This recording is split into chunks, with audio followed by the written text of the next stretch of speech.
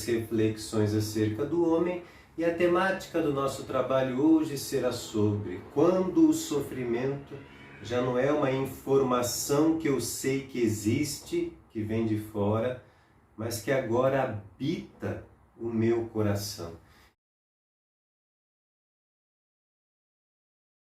Isso é uma temática muito simples. Esses dias, conversando com a minha filha, Bianca, a adolescente dentro de casa, a gente vê, pelo discurso do adolescente, que é muito comum, eles se espantarem com coisas que acontecem dentro da sua própria vida, ao mesmo tempo que já eram informações sabidas, por exemplo, as paixões. Uma coisa é quando um pré-adolescente ele sabe que as paixões existem, que a menina começa a gostar de algum determinado menino ou algum menino que ela fique sabendo que está gostando dela. Parece que todas aquelas informações que vêm de fora, tudo aquilo que às vezes vê nas redes sociais, às vezes conversa com os pais dentro de casa ou conversa entre elas as amigas, de repente a coisa muda de figura. Quando elas vê que agora isso não é mais uma mera informação, mas agora se trata de uma vivência. É engraçado que, conversando isso com ela, a gente percebe que nós, enquanto adultos, também carregamos essa herança da adolescência e passamos muitas vezes a ter dificuldades de lidar na vivência com aquelas experiências que nós já sabíamos que existiam. Por exemplo, dentro das nossas famílias, nós aí convivemos dentro do mundo, creio que habitamos essa mesma realidade, onde ao ouvir um noticiário, ao ouvir a história, de uma colega, de um casal que nos liga para conversar a respeito das suas dificuldades, nós que convivemos com essas informações o tempo todo, como às vezes temos dificuldades quando agora isso já não é uma mera informação que eu sei que acontece, mas agora isso começa a acontecer com você, comigo, individualmente, a experiência ela se torna uma realidade mais significativa. Costumo dizer que são aquelas coisas que agora não fazem parte do meu cérebro, agora são aquelas questões que habitam o nosso coração. Uma coisa é saber que o sofrimento existe, que as dificuldades existem, que as crises dentro das famílias existem. Agora, outra coisa é viver o sofrimento, viver a dificuldade, viver as nossas crises. Eu estou dizendo isso tudo porque aquilo que há algumas décadas atrás era muito comum de ser trabalhado somente dentro da psicologia da adolescência, parece que agora essa mesma questão, essa mesma dinâmica de sofrimento, esse descompasso entre o que eu sei e aquilo que eu vivo, parece que no século XXI entrou dentro das nossas famílias.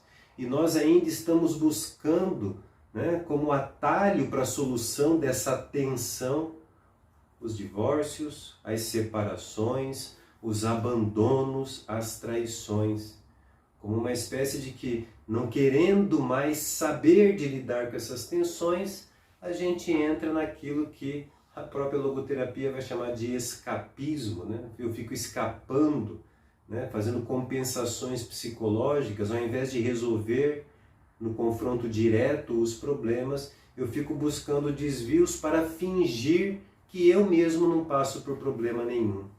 Então, às vezes, dentro dos nossos lares, isso não tem acontecido de maneira tão rara. Me parece que isso virou até uma espécie de moda.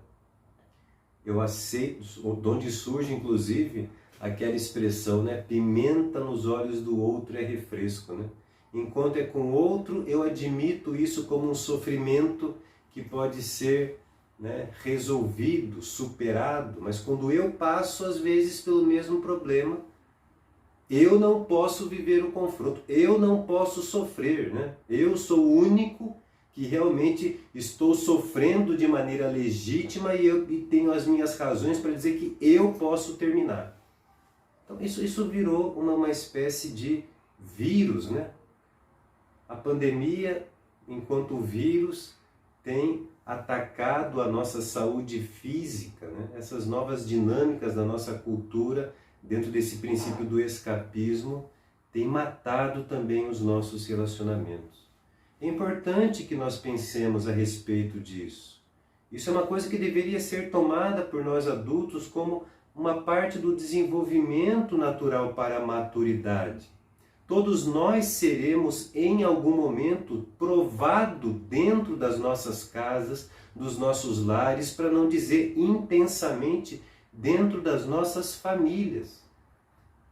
Ou seja, parte disso é o resultado natural de quando, dentro de um casamento, nós temos a maturidade de compreender que estamos casando com pessoas que são imperfeitas, a começar por mim. Ou seja, não se trata de uma unidade idealística onde ambos, porque são maduros, poderíamos concluir que é o casamento de duas perfeições. Não.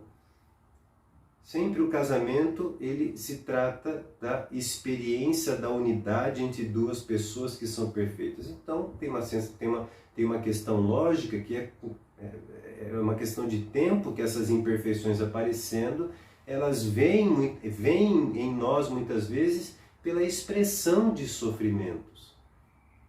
E naturalmente, essa tensão, ela é até um bom termômetro de que pode nos ajudar a entender até que eu não estou vivendo nada de novo. A única novidade é que agora não se trata mais de uma experiência, de um conhecimento racional, mas uma vivência espiritual, no sentido de que uma vivência que agora eu estou passando e que passa pelo meu coração, e que agora, dessa vez, eu na fila dos conflitos e das dificuldades, chegou a minha vez. É importante que nós tenhamos coragem, é importante que nós aprendamos a entender que o nosso ponto de partida, que essas são as questões naturais e normais dentro do desenvolvimento do ser humano adulto, maduro, e que nós esperemos que este ser humano adulto e maduro esteja no seu relacionamento, ajudando um e outro dentro da relação a elevar o relacionamento na maturidade, não rebaixá-lo aos fracassos, à destruição, né? E ajudar na dissolução do relacionamento.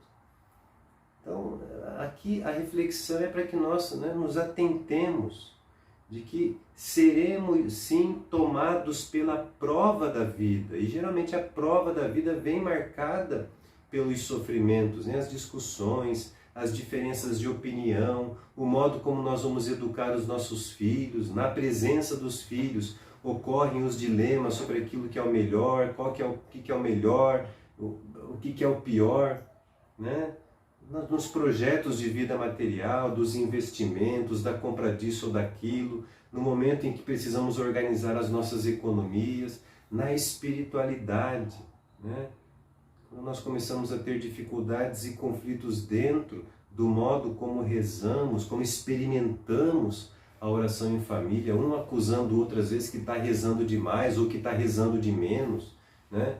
Ou que virou lá piolho de igreja, né? Quando nós sabemos que todas essas coisas elas existem, agora por que nós, quando passamos por essas questões, não podemos fazer uso dessa mesma inteligência, dessa mesma razão, como instrumento poderoso para que nós possamos enfrentar estes sofrimentos quando passam pelo nosso coração? É importante, né, nós sabermos compreender o sofrimento enquanto termômetro. Significa que eu sou capaz de pegar mesmo o sofrimento que eu passo no dia a dia para elevar esse sofrimento a um sentido de vida. Não é nas alegrias momentâneas, na satisfação, nos prazeres que nós encontramos o sentido. Não que não seja possível, mas em se tratando de maturidade humana, nós geralmente crescemos, amadurecemos e sedimentamos muito mais aquilo que somos e devemos ser, em momentos em que somos provados em cada sofrimento que aparece dentro dos nossos lares. Um filho, quando olha para nós, ele não admira um pai e uma mãe pela capacidade que esse pai e que essa mãe tem de gastar tempo nas brincadeiras, nos jogos, nos momentos lúdicos.